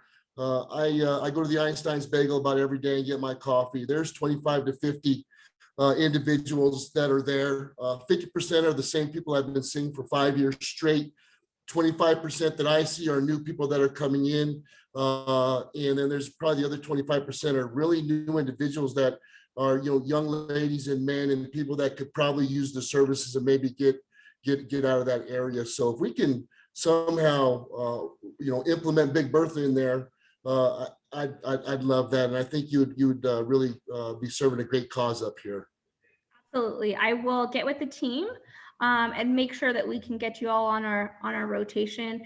The other thing that we do, which would be great help from you all, to communicate with me, is that we do needle pickups also. And so we do 2 needle pickups a month at minimum. And so if there is a park or an area that you all are seeing needles regularly, please let us know so that we can also coordinate needle pickups in your neighborhood or in the areas that you're seeing. Oftentimes our outreach and our needle pickup is paired. Because we can go out and do pickups, and while we're doing that in the area, our staff is out walking, right? And they're meeting with folks and they're engaging. We distribute Narcan and really work to connect folks to resources. So absolutely, I will put Tramway and Central on the list, connect with the group. Bob, I have your contact information, so I might just work with you as my kind of point of contact on any info that I need. But you all have my contact information, so feel free to email me directly if something else like this comes up, or you see a new issue, a new concern. The other thing that I didn't mention is that we currently also host a needle mapping app. So if you go to our website, you can link to the needle mapping. So if you see a needle or something like that, or a need in the community, you can immediately put that on the app, and it'll trigger our harm reduction specialists, our public health specialists, to begin to deploy resources in that area, because we're seeing that increased need. So that's something that you all can access on our website easily. Vance, if you'd like to shoot me an email so I have your contact information, we maybe just reach out with you as well on kind of some coordination. Thank you. And thank you for your kind words. I can't take all the credit. I have a team that does all the hard work and heavy lifting, and I just get to show up to the meetings and talk about it. So, but thank you. I appreciate your support. Thank you, Margarita. I know it's been a huge, long day for you, and we really appreciate your stepping in. We hope that everything is okay with Charlie and the emergency situation. And we need to leave because Kelly has also had a long day, and we're on overtime for Kelly, and he's gonna pull our plug in just any moment now. So I would be, even though I'm grateful and would love to just have more time with Margarita Chavez, I think it's time to entertain a motion to adjourn for the night. Our next meeting is July 12th at 6 p.m. And we will try to communicate with everybody. And I think I remember that the CPC, our council, wants me to send those resolutions around to our mailing list. Is that correct? Can I see a head nod? Oh, okay. I'll do that before I leave town. Okay, excellent. Motion to adjourn? Go ahead. And thank you, Margarita. It was really, really eye-opening. Yes, excellent presentation, and I think we all learned a lot. And if you'd like to serve on the council, or if you'd like to, someone else who'd like to serve on another council, not you, Margarita, just in general, I put the earlier. It's on the Community Policing Council of Albuquerque website. You can just Google that information. It'll come up. We're looking for openings in a few other councils as well. So please pass the information out. Okay. Well, thank you, everybody. And again, July 12th at 6 p.m. And our CPC Council will continue to circulate information and get in touch with as many as we can all the time. Thank you, Commander Collins, Lieutenant Garrett, Samantha, glad that you were able to join us. Nance, welcome. Just thank you all very much. Good night, all. Night. Night.